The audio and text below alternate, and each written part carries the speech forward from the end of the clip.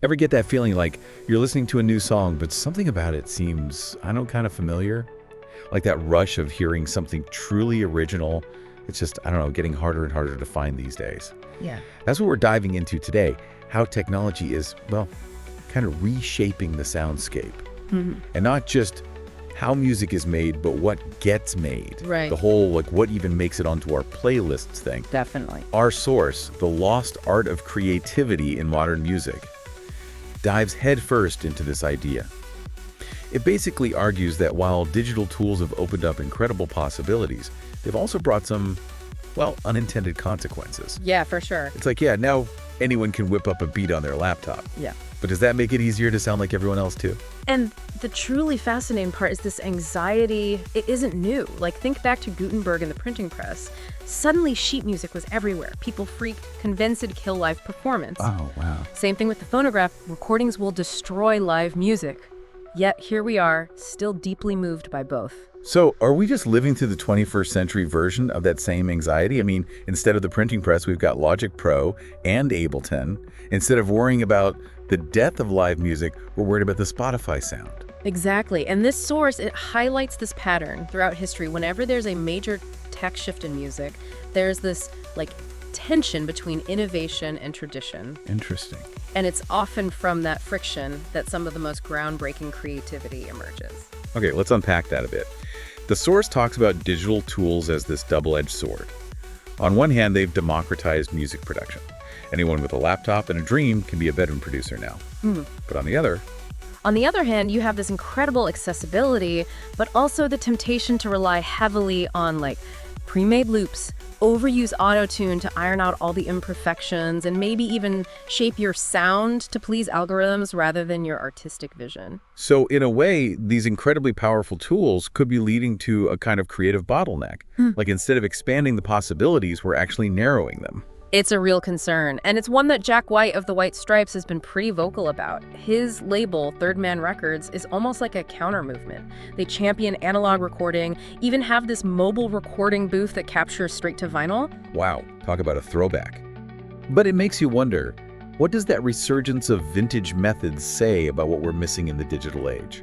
It speaks to that desire for a human touch, you know? That rawness and imperfection in a world that's become, I think, increasingly obsessed with sonic perfection. It begs the question, in our pursuit of the perfect sound, are we losing something essential about what makes music truly captivating? That longing for the raw, the real. It's a fascinating thread, and it kind of sets the stage for the next big idea. Our source tackles this idea of flattening the soundscape. Like, is everything starting to sound the same? It's like, instead of music being this, you know, sprawling, diverse ecosystem, it's starting to sound more and more uniform. Okay, get it. Like, think of those food courts where every restaurant basically tastes the same. Yeah. Even if they're, like, claiming to be different cuisines, it's all kind of, you know. So instead of the sonic equivalent of vibrant street food market, we're getting the musical equivalent of, like, airport terminal food. Exactly. And the source points to a few things driving this. Like, first, there's this idea of formulaic songwriting. Now, I mean, song structure isn't inherently bad, but, you know. Right. When you combine verse, chorus, verse with lyrics always about, like, love, heartbreak, or partying, and then pumped it through the same digital production tools over and over, You end up with a lot of songs that sound eerily similar, even if they're by totally different artists. Yeah, precisely. And then add to that the whole Spotify sound phenomenon, this idea that, you know, because algorithms favor songs that fit neatly into playlists and moods, there's this pressure to make music that's instantly palatable, easily digestible, but maybe not as, you know, creatively daring. It's like the difference between reading a thought-provoking novel versus just, like, scrolling through Instagram captions, right? Both have their place, but only one really challenges you to, I don't know, think differently. Right. And then on top of all that, you have the loudness war, which, I mean, this has been going on for decades, but it's still a factor. Yeah. Music getting mastered louder and louder to, like, grab your attention, but at the expense of dynamic range. Imagine a film score with no soft moments, just constant blaring intensity. It'd be exhausting. It's like that feeling of leaving a concert and your ears are ringing. Except it's happening even with recorded music.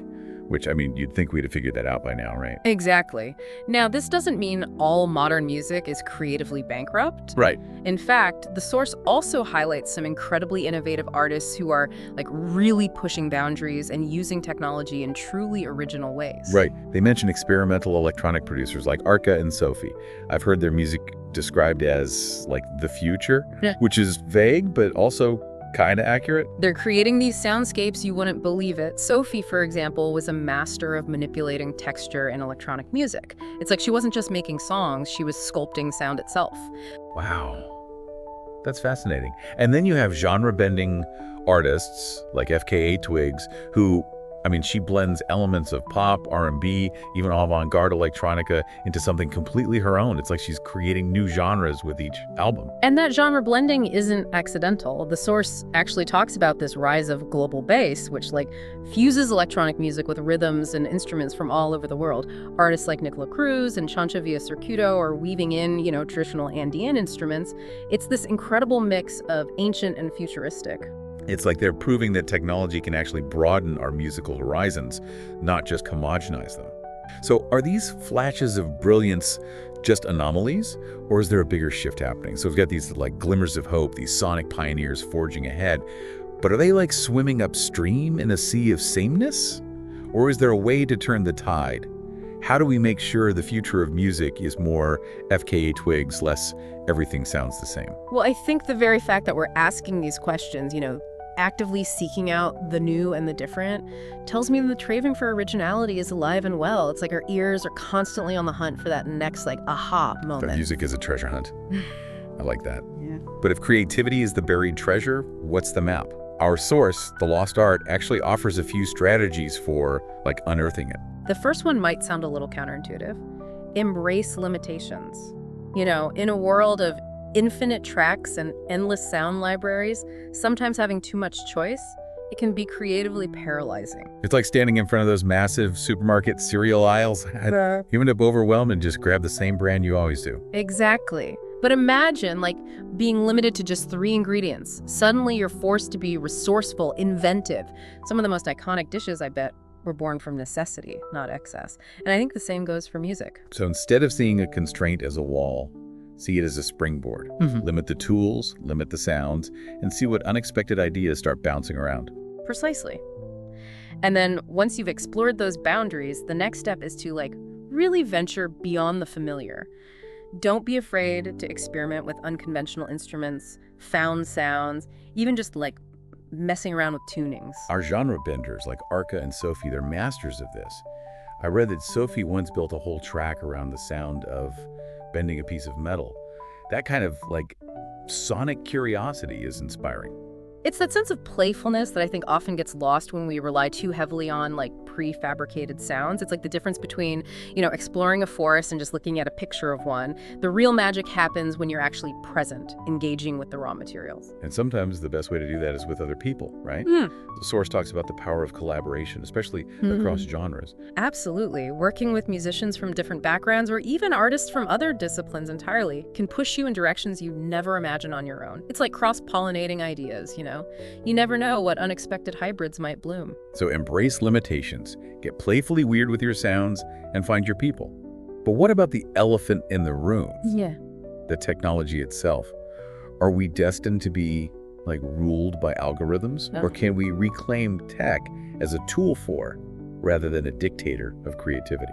That's the million-dollar question. And I don't think there's one easy answer, but I keep coming back to this idea. It's not the tools themselves, but how we use them. A paintbrush can create a masterpiece or a paint by numbers. It's the artist's vision that matters. So don't let the software make the artistic choices. Exactly. Master the tools, yes, but don't let them master you. Use them to amplify your unique voice, not to conform to someone else's idea of what sounds good. It's algorithms might be listening, but that doesn't mean we have to let them dictate the music. Okay, so as we wrap up this deep dive, what's the one thing you hope our listeners take away from all of this? Don't be afraid to be moved by the new, the different, the challenging. The future of music isn't predetermined. It's being shaped right now by artists who are brave enough to break the mold. And as listeners, our job is to keep our ears open and our minds receptive. to seek out the artists who, excite us, challenge us, remind us of the power of music to surprise and delight. So next time you hit play, don't just listen, really listen. And if you find something that sparks your soul, something that makes you want to dance, think, or feel a little more alive, share it. Because the more we champion originality, the more vibrant and diverse the soundscape will become. That's all for today's deep dive, but the conversation doesn't end here. Keep exploring, keep listening, and keep the music alive.